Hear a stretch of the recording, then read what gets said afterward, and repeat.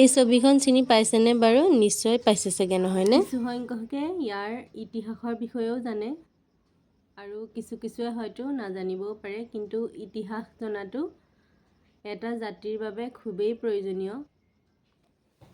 এই ছবিটো হৈ গ'ল কাকজান ঈদগাহৰ, আৰু এজন ব্যক্তিয়ে কাকজান ঈদগাহৰ সম্পৰ্কে কিছু কথা লিখি থৈ গৈছে। তেওঁৰ নাম হ'ল সৈয়দ আব্দুল মুকিত। সকলোৱে চাগে জানেই কাকজান নামটো কি কাৰণে হৈছিল আৰু আমাৰ এই ঠাইখিনিক কাকজান বুলি কিয় জনা যায়। জনাসকলে জানেই বাৰু, কিন্তু নজনাসকলৰ কাৰণে মই কেইটামান ইনফৰমেশ্যন দিব বিচাৰিছোঁ। পূবে টেপৰ জান, পশ্চিমে দিহাজান, মাজতে কাকজান। কাকবাহনীৰ মাজেৰে ছন্দময়তাৰে নামি অহাৰ বাবে জানটোৱে নাম পালে কাকজান।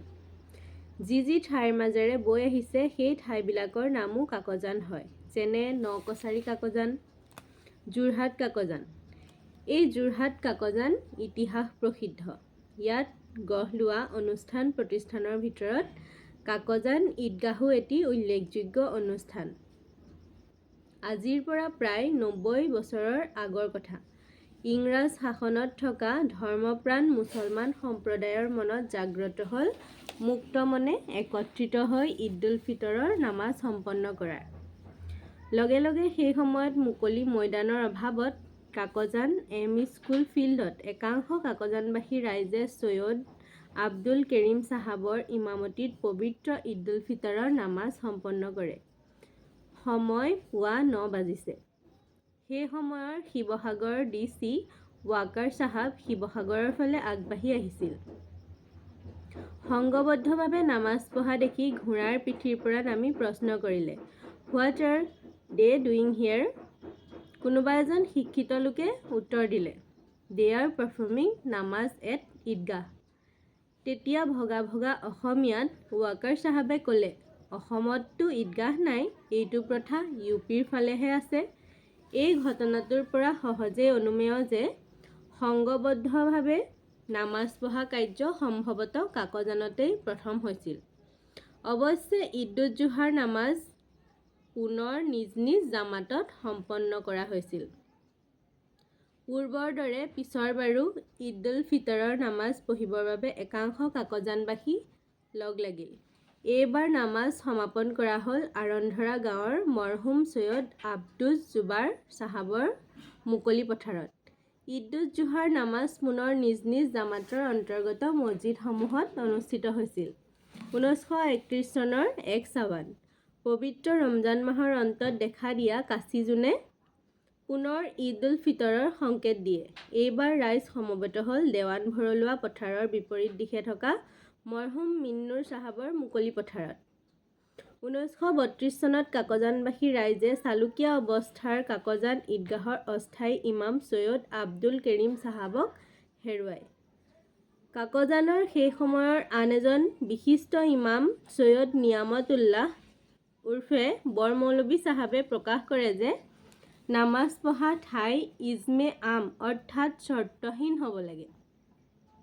এজন বিশিষ্ট ইমামৰ কথা সৰুগত কৰি সেই সময়ৰ কেইজনমান যুৱক তথা গণ্যমান্য লোক খুছনুৰ গাঁওবুঢ়া, মহম্মদ আমানত দ্বীন, সৈয়দ হাফাজত উল্লাহ, বছৰত দ্বীন, চেৰাজুদ্দীন আহমদ উৰ্ফে ছফৰ, মহম্মদ আমিৰত দ্বীন, হন্নুৰ চৰ্দাৰ, মহম্মদ ফিজনুৰ, মহম্মদ হেজাৰত দ্বীন, মহম্মদ খিৰদ্দীন, মহম্মদ মুহিবুদ্দীন, মহম্মদ ৰিয়াজুদ্দীন ধনাই, মহম্মদ ৰমজান আলী, দান্নুৰ আলী, বহৰত গাঁওবুঢ়া, দেহেশ্বৰ খান, পেজান আলী শইকীয়া অৰ্থাৎ আমাৰ ককা, খতনুৰ আলী শইকীয়া, সৈয়দ মহম্মদ হুছেইন, মহম্মদ পিয়ালী মোল্লাহ, মহম্মদ ছালেহ, শ্বাহনুৰ মুন্সী, মাহাগুন মুন্সী, গুল মোল্লা, মহম্মদ বাহাৰত দ্বীন, সৈয়দ মহম্মদ হুছেইন,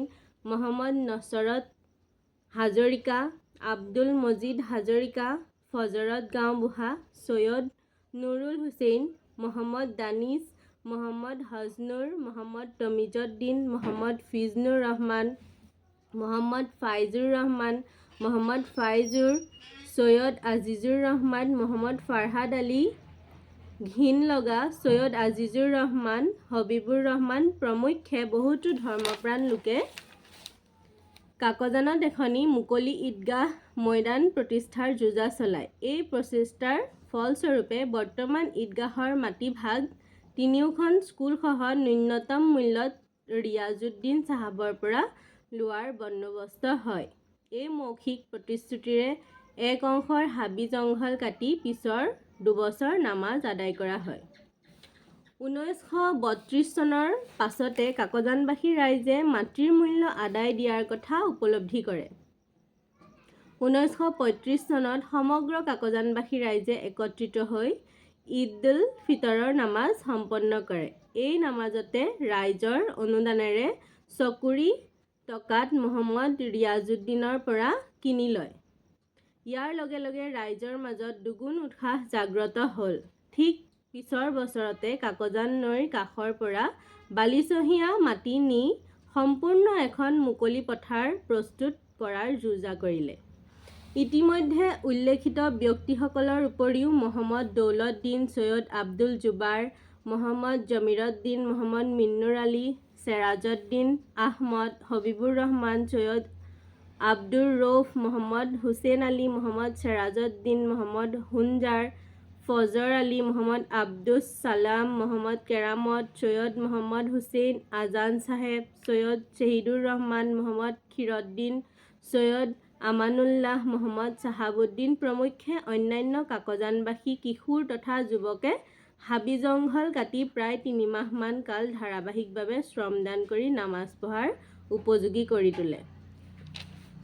আজিলৈ ভিডিঅ'টো ইমানতে সামৰিছোঁ। ইয়াৰ পৰৱৰ্তী পৰ্যায়ত যদি আপোনালোকে আৰু অধিক তথ্য জানিবলৈ মন আছে তেতিয়াহ'লে মোৰ ফেচবুক পেজটো ফ'ল' কৰি থ'ব। আৰু ভিডিঅ'টো বহুত দীঘলীয়া নকৰোঁ, কাৰণ বহুত দীঘলীয়া হৈ গ'লে মানুহৰ চাবলৈ অকণমান অসুবিধা হয়। সেয়েহে পৰৱৰ্তী ভিডিঅ'ত মই ইয়াৰ বাকীখিনি আপোনালোকক জনাবলৈ চেষ্টা কৰিম। ধন্যবাদ।